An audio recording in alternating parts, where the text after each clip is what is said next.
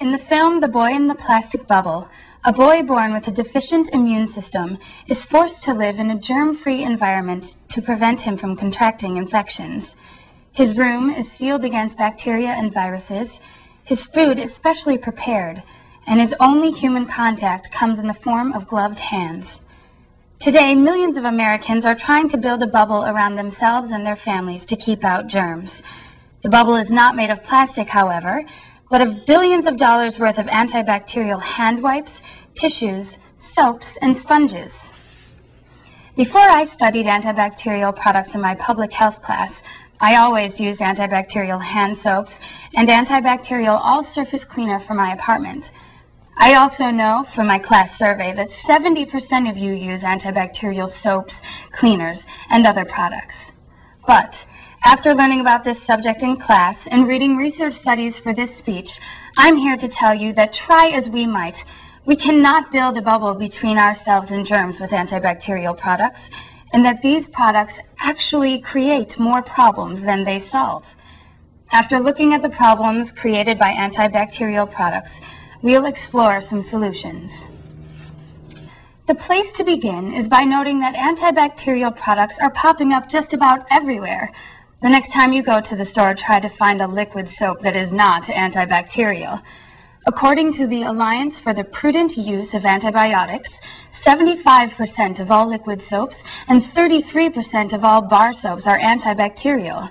In fact, there are more than 1,000 antibacterial household products on the market.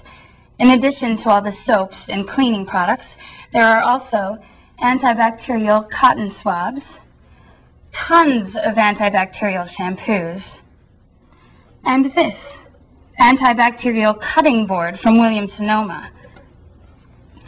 You can even get antibacterial socks, mouthwash, toothpaste, and to protect you while away from home, this travel toothbrush with antibacterial bristles.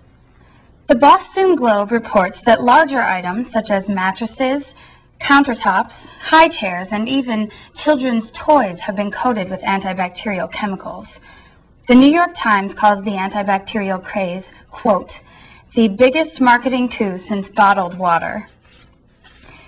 There's no doubt that antibacterial products are popular with consumers, but there is a great deal of doubt about whether they are effective in stopping the spread of germs.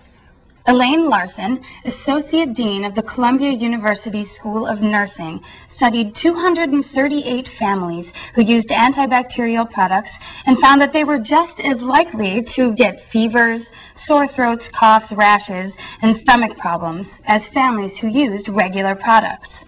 Larson's findings are echoed by Eric Kupferberg, Associate Director of the Harvard School for Public Health, who states, antimicrobial products don't significantly eliminate the number of germs you encounter on a daily basis. Nor do antibacterial products prevent the transmission of diseases such as colds and flus. Why? Because these illnesses come from viruses, not from bacteria. Antibacterial products don't kill viruses. As Dr. Larson explains, most of the infections healthy people get are colds, flu, and diarrhea caused by viruses, none of which can be prevented by the use of antibacterial products. Not only do antibacterial products fail to deliver what they promise, but they actually increase your chances of getting sick.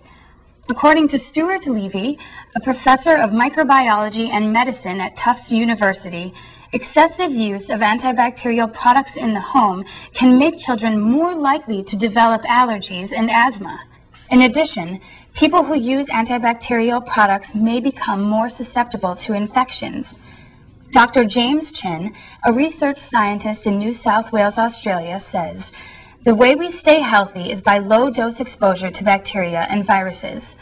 You need to exercise your immune system in the same way you need to exercise your muscles to be fit. If you don't do that, your immune system doesn't have a chance to do battle when it engages with an infection. The problems caused by antibacterial products are so serious that Dr. Myron Janelle, chairman of the American Medical Association's Council on Scientific Affairs, fears one result may be the creation of antibiotic-resistant bacteria. that are largely untreatable because they are resistant to existing drugs. And that's not all. Besides being ineffective at preventing diseases and being potentially dangerous to our health, antibacterial household products also appear to harm the environment. Rolf Halden of Johns Hopkins University School of Public Health reports that each year the United States releases into the water supply more than 2 million pounds of the active chemicals in antibacterial soaps. The U.S. Geological Survey reports that chemicals from antibacterial products are winding up in streams and groundwater from the Denver area to remote locations in the Rocky Mountains. These chemicals are known to pollute the water supply, disrupt fish reproduction and growth, and because they do not decompose quickly, remain active for years and years. Now that we've seen the seriousness of the problem, let's look at some solutions. First, we need federal legislation regulating the use of household antibacterial products. Just as the Food and Drug Administration has regulations controlling the use of antibiotics, so too should it institute regulations controlling the use of antibacterial products.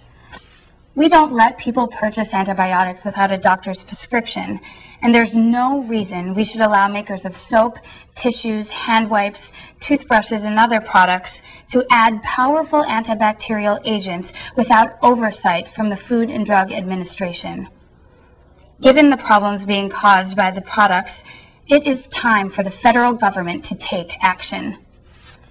Second, we all need to take action as consumers. Most obviously, we need to stop buying these products.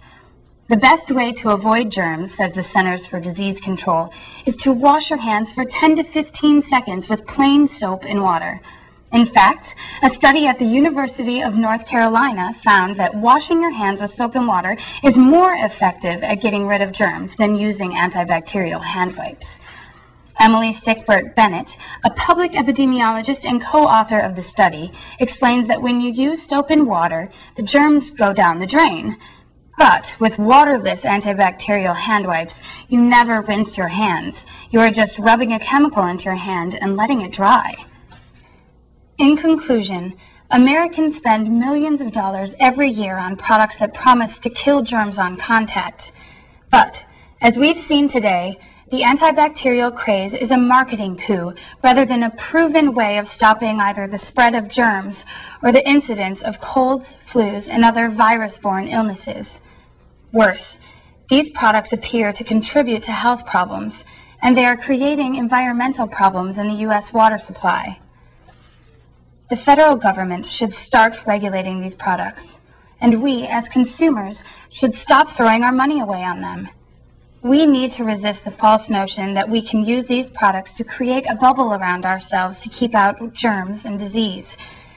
Instead, we can burst the bubble of marketers who are selling us a false bill of goods, and then we can thoroughly wash our hands of the whole mess.